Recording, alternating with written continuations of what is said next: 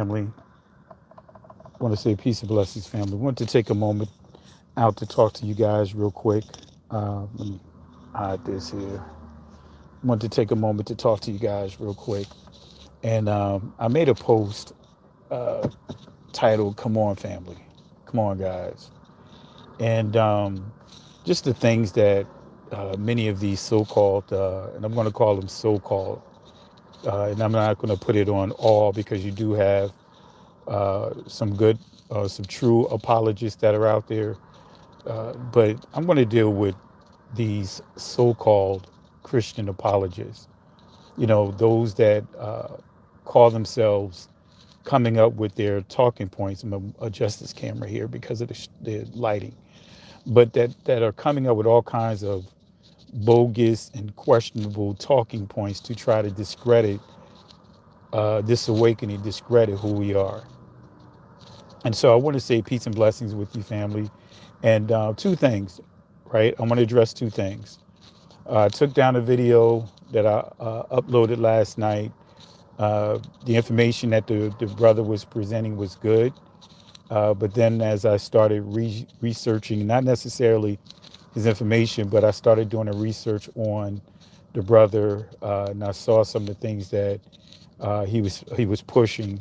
I didn't want to expose any of you guys, at least people on We Woke Now, to that. You know, uh, there's a lot of great information out there. You share some great information. I already understand about Jerusalem. I know for sure that the Wailing Wall, that is Fort Antonio, that is not from the Second Temple. That I know. I know that that's not the true location of Jerusalem. Those things I know. But the brother gave some great information. But for me, when I went to his page and I started looking at some of the other things that he's endorsing, and then so I just couldn't have that information or have his video on the platform. I mean, even though I don't condone or support uh, certain things that people are teachings that are out there, I don't support, I don't endorse. But even just having some of material of some certain people on your platform can lead people over to find out more about that individual and get exposed to things that you don't support. So again, I had to take his video down. He gave some great information, but I will do a video on the Wailing Wall to prove that Wailing Wall is not um, the remnants or the remaining stones of the Second Temple. All right. But the other thing I want to address, because that's not really why I want to do this here, the other thing I want to address is this nonsense. You know, it's like this apologetic community, certain Christian apologists, some of the things that they come up with. Hey, I appreciate it with you, brother Calvin. He gave some great information, but for me, I thought it was some great information to kind of talk about, discuss, but you know, I had to take it down.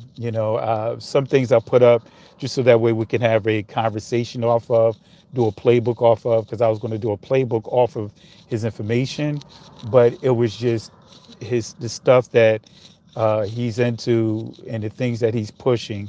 I just could not associate We Woke Now with that. And thank you, my brother, for the support. I really appreciate you. Really appreciate you, brother. And so, to the main point that I want to get to is these so-called apologists, right? Christian apologists, right? Many of them come up with so many bogus, outlandish talking points to try to discredit who we are, right? Things that they just make up. And so I'm not going to mention any names and who this individual is, but I heard a so called Christian apologist say that in order to be an, a Hebrew, you have to go through what is called a ceremonial circumcision, right? And you have to be circumcised by a rabbi, right? Now, I want to make this clear, family. That is an absolute lie. That person don't know scripture, and anyone that think what he has said is true, they don't know scripture. Because to far as circumcision has nothing to do with confirming who's an Israelite, right? Let me say that again. Being circumcised does not confirm who is a Hebrew Israelite. What it does confirm, it confirms the blood descendants of Israel who is who's embracing the covenant, right? Not just now, when the covenant was given to Abraham, circumcision was required not just for Abraham's seeds, but for every male that dwelt in his household. So whether he was blood descendant of Abraham's or not, in order to stay inside his household, in order to be part of within that house, you had to be circumcised. So the question is, we're priests. Where's the priesthood? Where's the rabbis to do the circumcision? What is ritual or ceremonial circumcision? See, family, these guys make up stuff, and we had to call it to the floor. Appreciated Dawn for the Dawn of all. I think I saw Dawn of Vanities or whatever. Excuse me, I didn't catch the full sticker here, but thank you for the love and support here. I really appreciate it. Thank you again.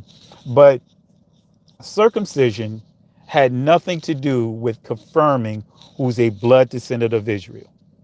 When you read Genesis chapter 17, right, Abraham had to be circumcised in order to embrace the covenant. That was like his signature, to embrace the covenant. The Most High established this covenant with him. Didn't say created a covenant. He established, in other words, he made stable a covenant that was already in existence. Dawn all is vanity. Thank you. Appreciate it. That's the name. So that's why I want to make it clear. When you read Genesis chapter 17, you will not find a line of text that says that being circumcised confirms an Israelite. No, what being circumcised, as for being an Israelite, it confirms that you are embracing the covenant of the Most High, right? You know, I could pick that whole argument apart. If you go to Exodus chapter 4, right, you see that you're reading the scriptures in Exodus chapter 4 that the Most High sought to kill Moses. He sought to take the life of Moses. Why? Because Moses did not circumcise his son like he was supposed to on the 8th day. He got so busy, caught up in telling everyone else what to do, but he failed to circumcise his own son. So what happened? He was so sick that he couldn't perform the circumcision. He had no clue what it was. He just sick, right? And so his wife Zipporah, she was the one that circumcised their son. So where's the priest? Where's the ceremonial circumcision? Where's that? Somebody show me where his ceremonial circumcision is. So that means by that very poor definition that Moses' son was not an Israelite. Come on, family. Come on, family. We got to stop with this nonsense. These guys make up stuff on the fly. Just like the whole term Hebrew Israelism. They make stuff up on the fly, and I could pick that apart. I've already picked it apart. So to be circumcised, to be an Israelite, a blood descendant of Israel, you have to be what? A blood descendant of Israel. See, when we get to Exodus chapter 14, you'll see it Exodus chapter 14 as you get towards the end of that text. You'll see that the Most High gave a requirement for those that are not blood descendants of Israel, if they wanted to practice and partake in the celebrate and honor the Passover. They had to be circumcised, and you can read the scriptures. They had to be circumcised, right? Because it says one law for the homeborn and the stranger, right? One law, just like we saw in Genesis chapter 17, one law. If you up under one house, right, one community, right, Genesis chapter 17, all the men had to be circumcised. Same thing, if they wanted to be part of, participate in the Passover, if they wanted to participate in those things, every nine blood descendant of Israel had to be circumcised, as well as Israel had to be circumcised. So let's go even further with that, right? Let's go further with that, right? Who circumcised Jacob's sons? Where was the rabbinical priest? The Levitical priest didn't exist at that time. So where was the rabbinical priest that circumcised Jacob's sons? How were they Israel, right? And they were not circumcised by, within a ceremony. There was no ceremonial circumcision. See, family, this is where we have to pay attention and listen to what's going on when people are giving these these way out of left field remarks and comments. And that's what's happening when you're dealing with these Christian apologists, right? Many of them want to make a name for themselves so bad, right, that they want to come up with all kinds of talking points that is completely way out in left field. Have no clue. Everyone wants to, not everyone, but many of those guys, and I'm not going to say all of them because I don't want to throw them all up under a lump, because I wouldn't want anyone to throw me up under a lump, like with that whole moderate nonsense. I don't want anyone to refer to me as a moderate. Don't lump me up with anyone that's teaching contradictory to the scriptures, the holy text itself. So I want to make it clear, and I want to take a little time out and talk with you guys briefly, family. I'm trying to adjust this camera because this camera got the sunlight coming in. So that's why I just want to make it clear, family, that to be an Israelite, it has nothing to do with being circumcised, right? Matter of fact, when you look at Abraham, the Israelites didn't exist when Abraham was walking the face of the earth. Right? So that means anyone coming through Abraham's loins, right, who wanted to embrace the covenant had to be circumcised. They had to be circumcised. All right? Which means, guess what? Esau was circumcised. Because circumcision did not start with Israel. It didn't start with Moses. Even the Most High had to make that clear, that the law of circumcision did not start with Moses. It was given to Moses. Moses continued to, teach it among the Israelites, but it actually was given to Abraham. That's the scriptures. That's the word. So the circumcision went beyond Moses and went beyond the Israelites, well before the Israelites even came into existence, right? Why Israel was still in the loins, so to speak, of Abraham, right? So I just want to take a little time out, family, to talk to you guys, to give you some clarity here that we have to stop majoring in the minors and stop endorsing this foolishness. Call this stuff out. Call this stuff out, family. Call this stuff out. I love the Most High. I love it. I love the Most High's people. And this is all about, making sure that we're properly educated and have a proper understanding of the text. So don't get caught up again, family, with this nonsense that you have to be circumcised in order to be a blood descendant of Israel. That's not correct, right? And also this other nonsense that's being circulated among many within this awakening, right? That in order to be a Hebrew, you have to cross over. Abraham became a Hebrew. No, Abraham did not become a Hebrew. He was born one. He's from the loins of Ibar, right? He's from his loins.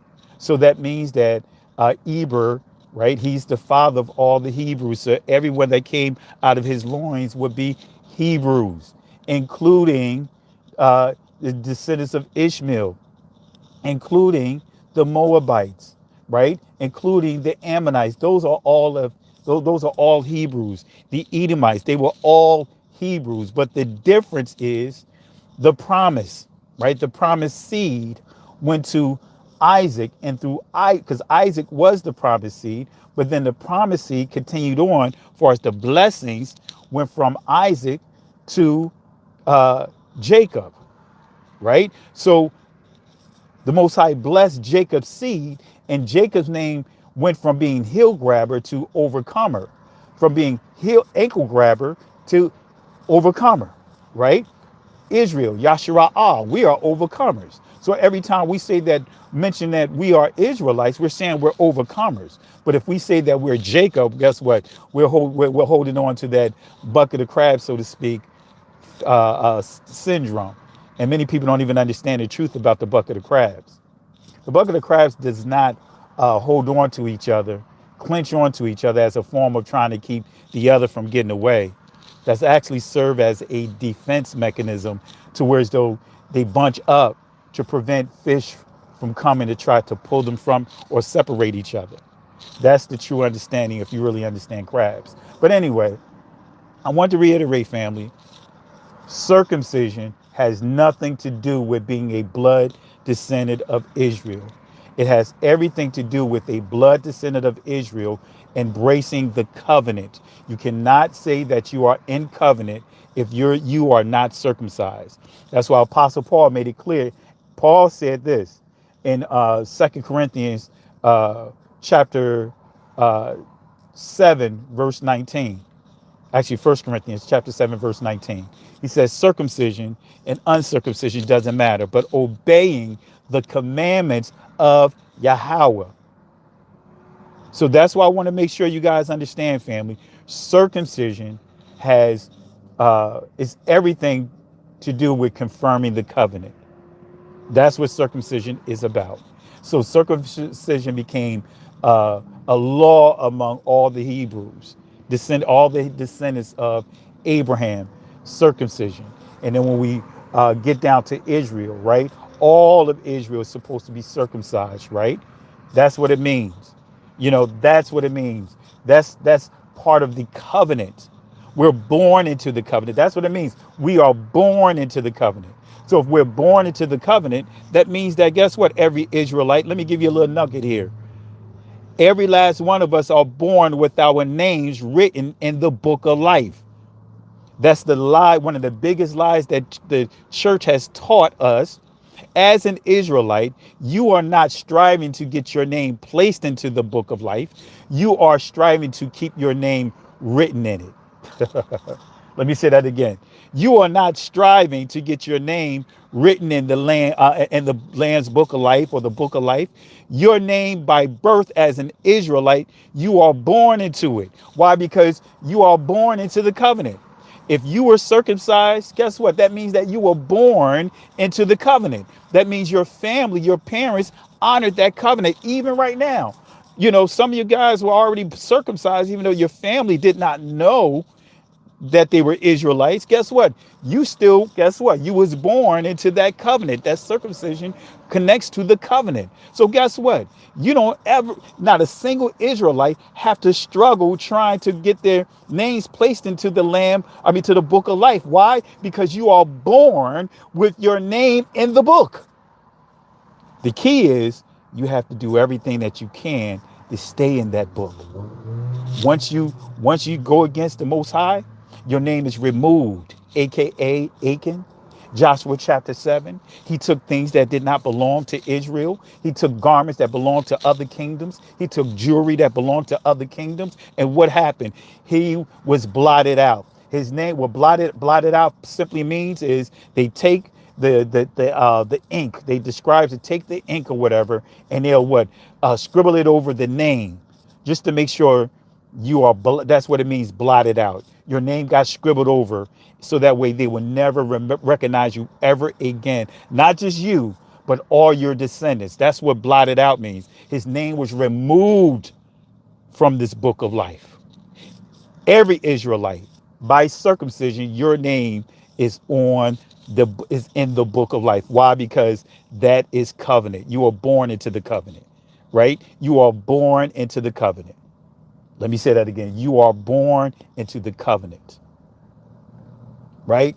So don't let these people lie to you. We're not supposed to be proselytes. We're not proselytes. We are blood descendants of Israel. Christianity wants to make us proselytes by what?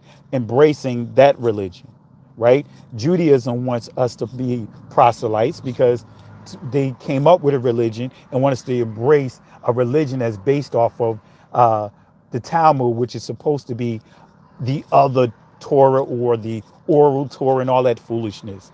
We'll deal with that another time. But family, I got to get ready to run. But I just wanted to take a little time out with you. I know that was a major nugget there. I shared that here internally in our Bible studies. That's one of those studies I kind of share internally. A lot of Bible studies that I do that I just don't post online.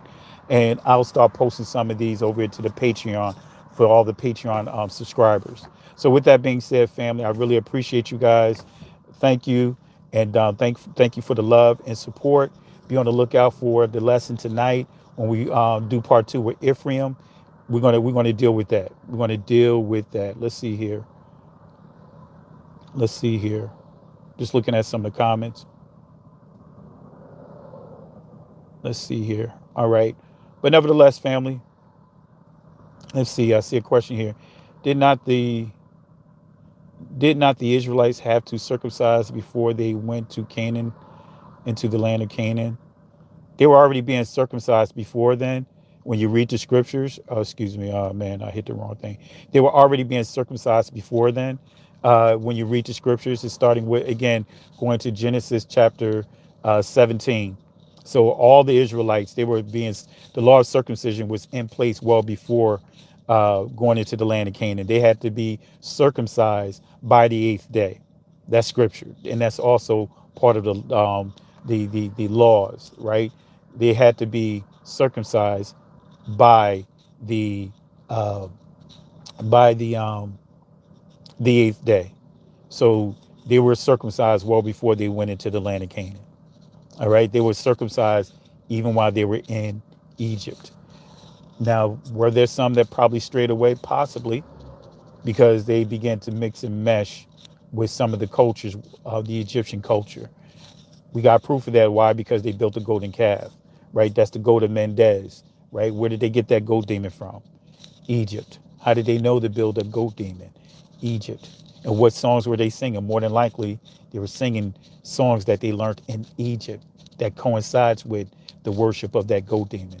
So again, circumcision, they were being circumcised by the time the boys, by the time they were 8 days old. So with that being said, family, got to go. Love you, family. I'll be back online later on tonight. All right. With that being said, be blessed. Shalom.